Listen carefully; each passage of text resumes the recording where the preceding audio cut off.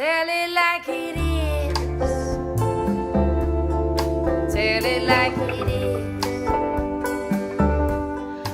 Oh man, I pour my emotions all over people all the time, and people let me do it. That's what I do. I stay raw. I don't know. I feel like, I mean, I wouldn't say that I'm like just like everybody else, but I feel like I'm in a music scene where there is a lot of not like everybody else. So, you know, I don't know. I stand out in my own way, in my own, unique Darby way. I mean, we all get a star there, I guess. I'd rather them come to my show and then buy an album. I don't know. I think that there's something really special about going to a show and having that unique experience, but I also think that there's something of value when you're able to take the music and listen to it and digest it more than just in that moment. You can digest it while you're cleaning or having your own quiet time. It's like, I don't know. I think they're both important in different ways. So, I don't know. I guess probably buy an album first, more so that you can really eat the music and really feel it and know it, and then you can appreciate the show that much more when you do go. That's kind of like, I don't know, I have a hard time describing it too. It's like, I call it Americana sass, is what I have been calling it, because it's, I don't know, it's very dynamic. It's not quite like exactly Americana, it's not quite folk. It's got little hints of other little influences, especially with the band, like little blues, little jazz here and there, and so they make it a little funkier here and there too. But, well, I mean, sometimes I wear Lucy, but most of the time when I play and she's just there, she's a great accessory. She's kind of like my bodyguard. You know, if you come up too quick, she'll bark at you. Like, hey, whoa, what are you doing? Whoa, now. I do like to wear my Star Trek belt buckle though, with my Wilcox belt.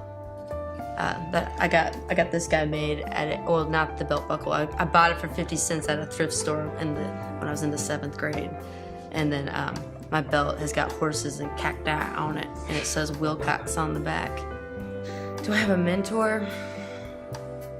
I mean, to be honest, I don't have anybody that's just specific, just one person. I would say that everyone that I play with that I respect and admire is my mentor, because I always strive to be, to be better, to be a better listener. And I feel like when I'm around people of that caliber all the time, that they, my friends, my peers, and that they are my mentors, especially like the guys in my band. They always push me to be better and to quiet, to listen to more.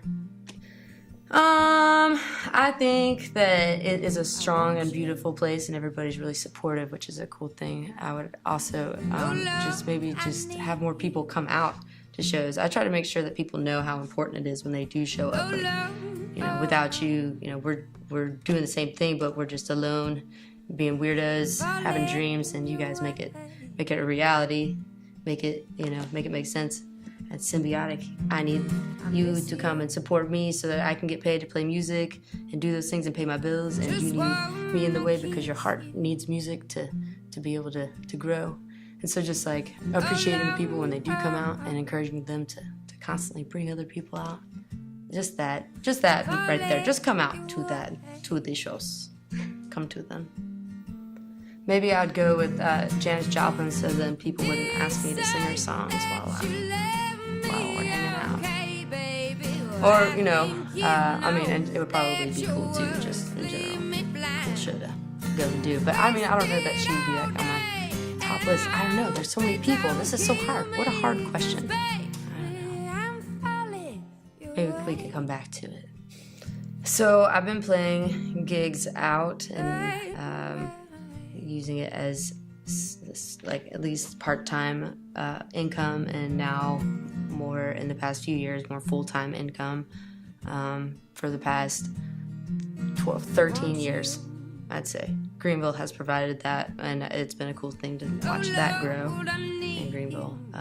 But so I definitely plan on continuing to do that, and to hopefully be able to use it to move on to, more bigger lands of music time. But yeah, yes. Man, all the way through. You know, I think it would be super cool to listen to all of Dark Side of the Moon. It would be kind of a cool album to listen to as you're dying. Especially there at the end, they're like, ah! And you're like, I am going!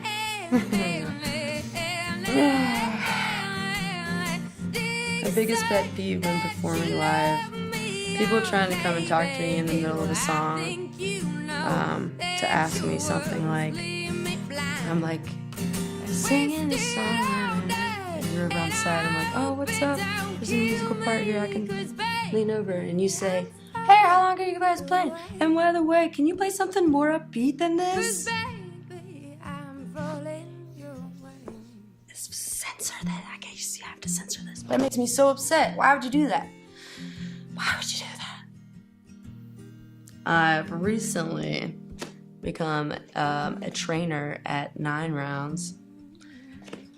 That's a major life change, and because of this life change, I'm like working out all the time, and I'm super sleepy. So I've really by necessity quit drinking on top of that, because I'm just like, I can't recover.